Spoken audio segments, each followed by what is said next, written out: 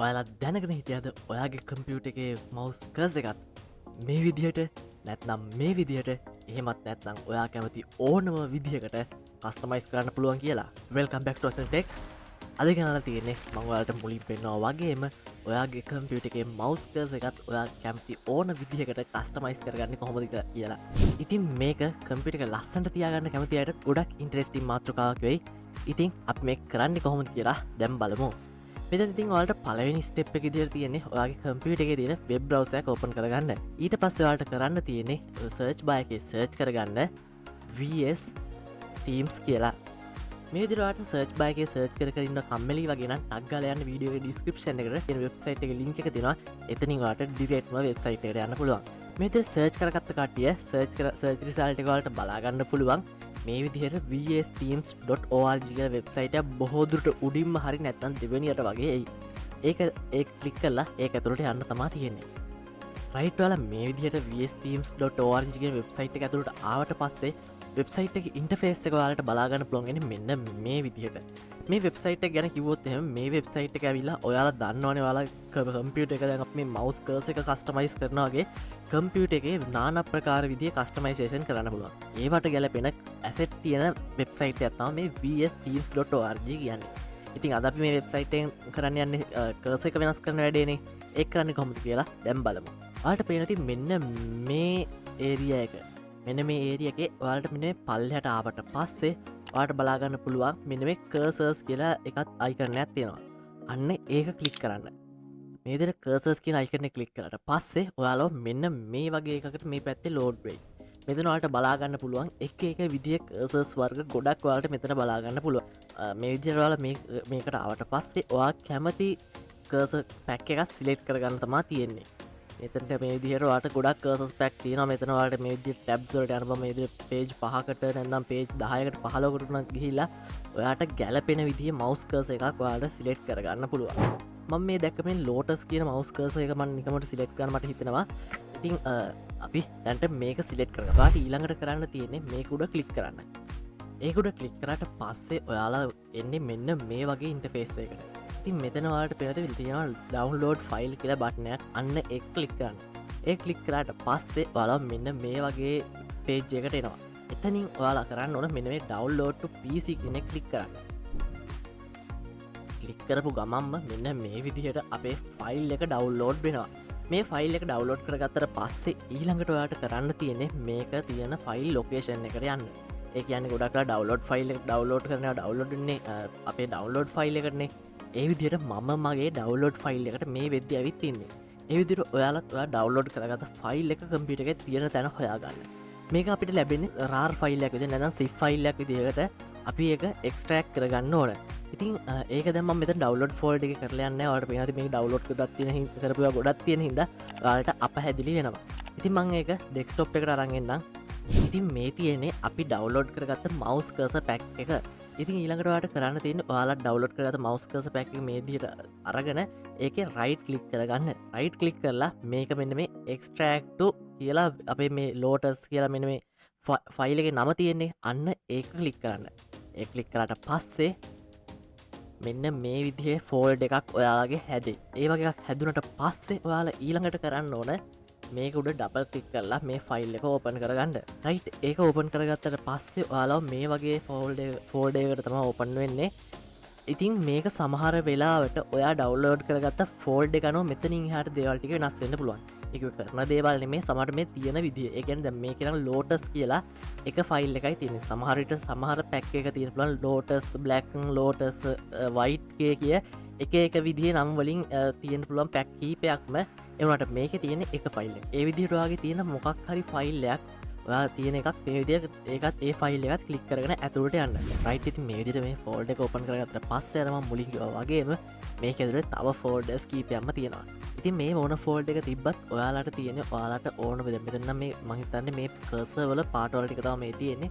ඉතින් මෙතනින් ඔයාලා කැමති එකක් සිලෙක්ට් කරගන්න. ඒ විදිහට ඔයාගේ ෆෝල්ඩර් එකට අනුව මේ ටික වෙනස් වෙනවා. ඒ විදිහට ඔයාලා ටික කරගන්න.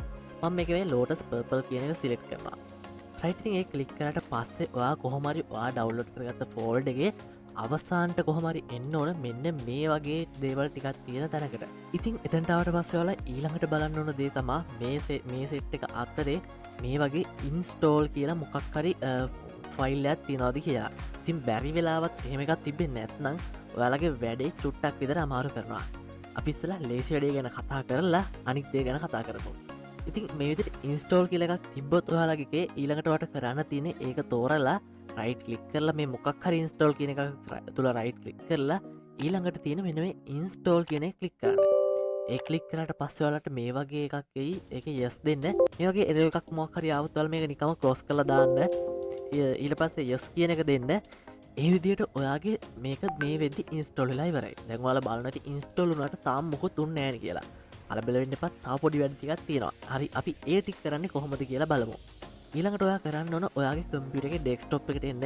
ඩෙස්ක්ටොප් එකට ආවට පස්සේ ඔයාලට කරන්න තියෙන්නේ රයිට් ක්ලික් කරන්න. ඊට පස්සේ මෙන්න මේ මෙතන තියෙන පර්සනලයිස් කියන එකට යන්න ඕන. ඒකට ගියාට පස්සේ ඔයාලා මේ වගේ එකටයි Windows 10 වල 11 වල වෙනස් විදිහට තමයි එන්නේ. කොහොම හරි ඔයා එන්න ඕන අන්තිමට දැන් මේ Windows 10 එකේ ඔයා යන්න ඕන මෙන්න මේ Themes කියන එකට.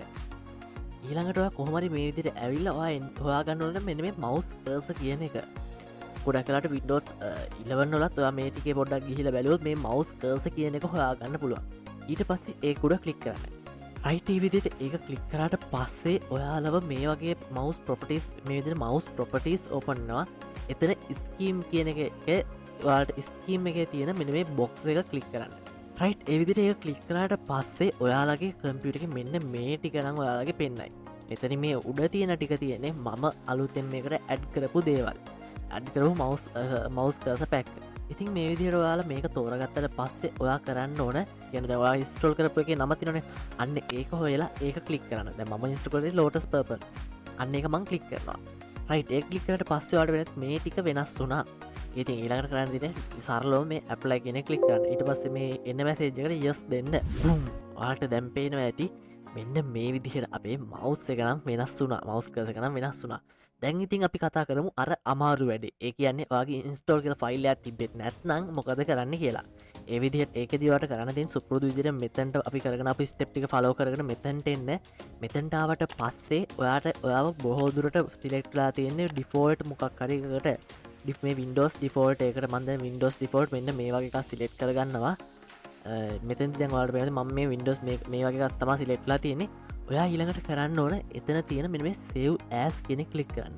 save as කියන ක්ලික් කරලා ඔයා මෙතනට නමක් හරි නමක් දෙන්න. මම මෙතෙන්දී ලේසියට මම නිකන් WASI කියලා පස්සේ කියලා දෙනවා. ඊට පස්සේ මම okay කරනවා.